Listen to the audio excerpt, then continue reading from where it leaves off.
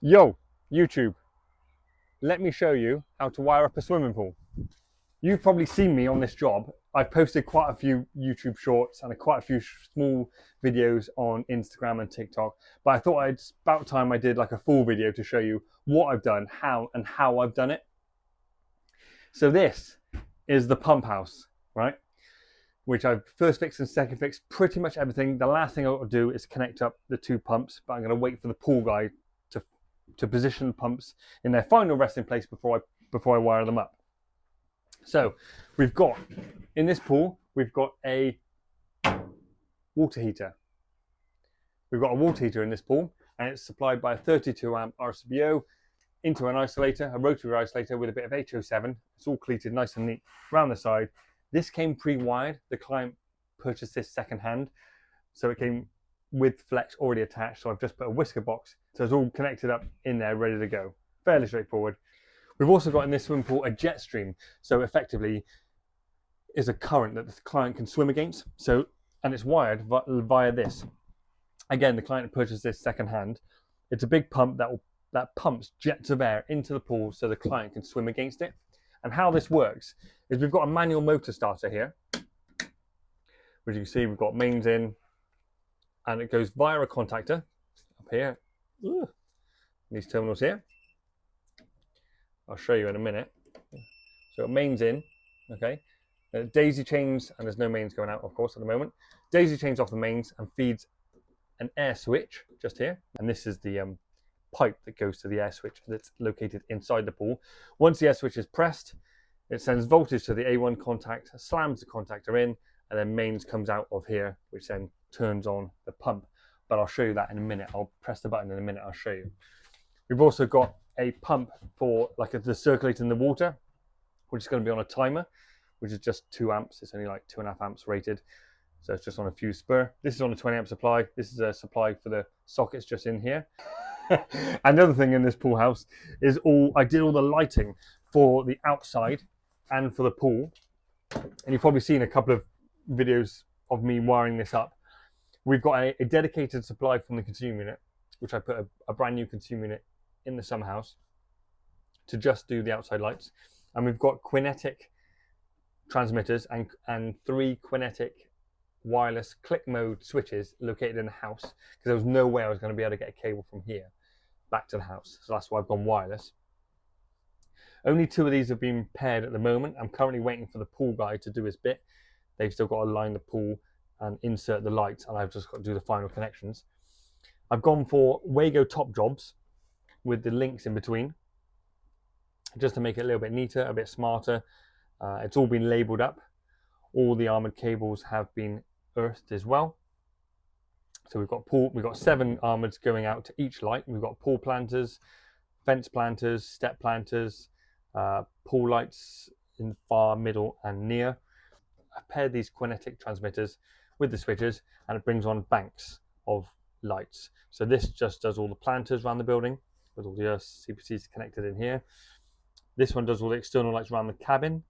Again, I put little links in to bring them all on, because there was no way I was going to be able to get all these cables. I mean, I could have just put it in one massive Wago, but I thought this was a much more smarter and neater way of doing it.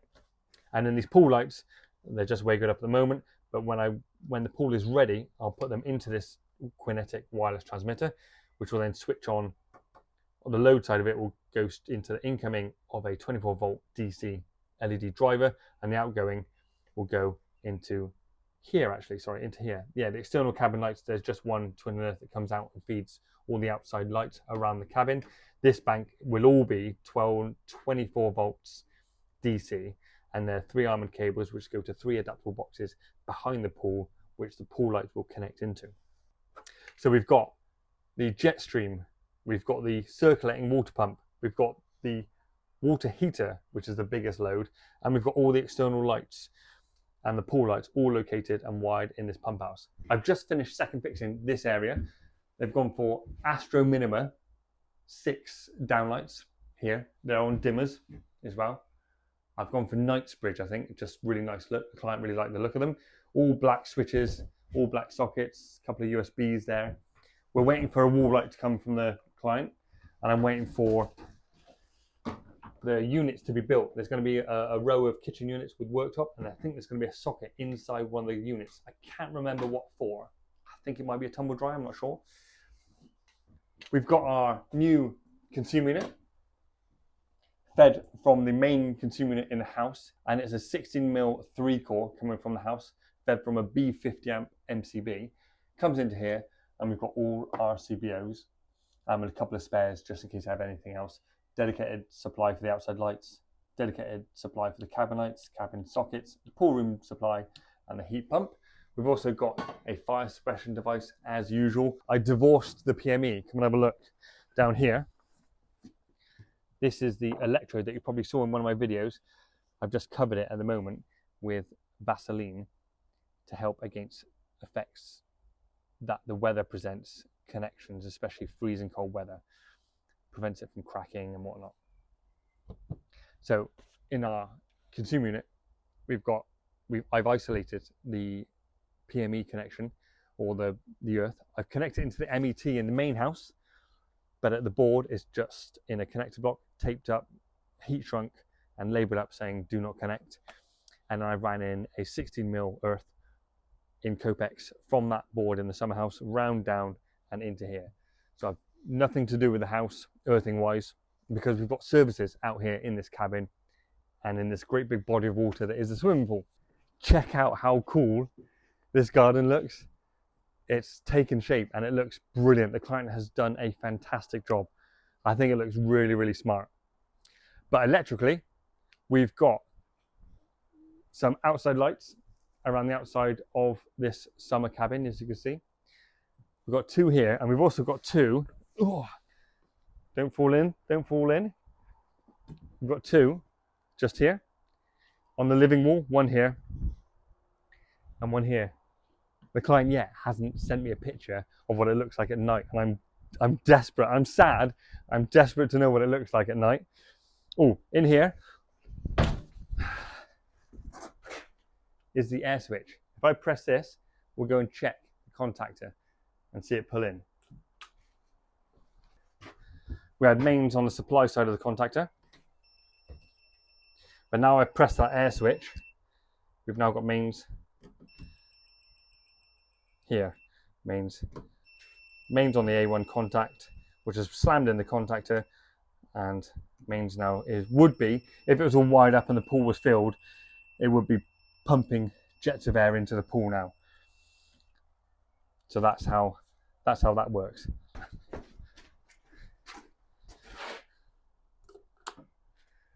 I can hear that clunk clunk. It's a lovely sound. We've got 3 pool lights. You can see, got 1 here, 1 here, the lower one, and 1 over there. And behind, these boards haven't been fixed yet. They're just waiting for me to do the final connections, and I'm waiting for the pool guy to slip the lights in.